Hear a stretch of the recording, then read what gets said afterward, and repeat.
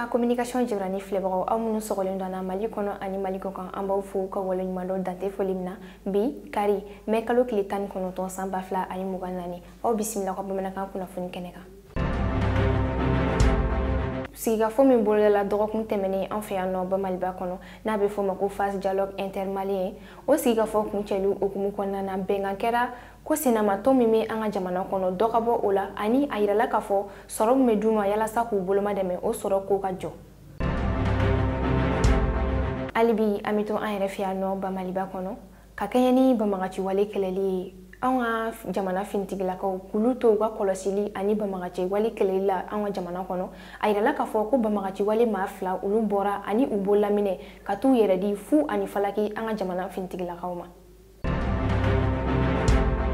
Mai kalo tile 9 san 2024 tɛmɛnen fɛn min ye an ka procureur min ɲɛsinen don bɔlɔlɔ kow ɲɛnabɔli ma ni a bɛ f'a ma cybercriminalité ma ɲɛma ni o ye Adama Kulibali ye ale bɔra k'a yira k'a fɔ ko jamana kɔnɔden minnu bɛ jamana kɔ kan ni olu bɛ bɔ bɔlɔlɔ siraw fɛ ka kuma fɔ mun bɛ na ni futinɛ an ka jamana kɔnɔ a y'a yira k'a fɔ k'a bɛna ɲangi ni bere da olu kunna yalasa u bɛ se ka ɲangi cogo min na.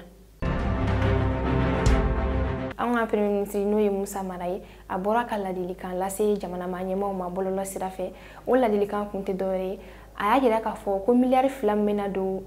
CNT maaw ka mobili sanniko la ko ka o bɔ a ma gɛlɛya minnu bɛ jamana kɔnɔ ko ka olu ko dɔw ɲɛnabɔ n'a ye i n'a fɔ kɛrɛnkɛrɛnnenya la fournisseur minnu ka juru bɛ jamana na ka olu sara kurantigɛ baba min bɛ an ka jamana kɔnɔ fura ka sɔrɔ o la fo ka taa se école privée maaw ka wari o ka sara fo ka taa se kɔɔri sɛnɛbagaw ma.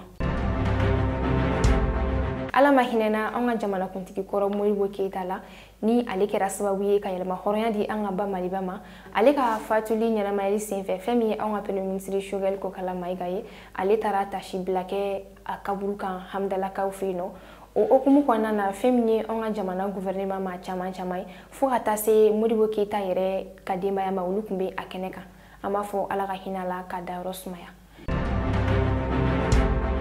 Ni ne bɛ dan sigi an ka bi bamanankan kunnafoni kɛnɛ kan an tɛ sɛgɛn an tɛ ɲina an b'aw fo ka waleɲuman dɔn an b'an ka dibila baarakɛlaw fo an b'a fɔ aw kan bɛn dɔgɔkun wɛrɛ la.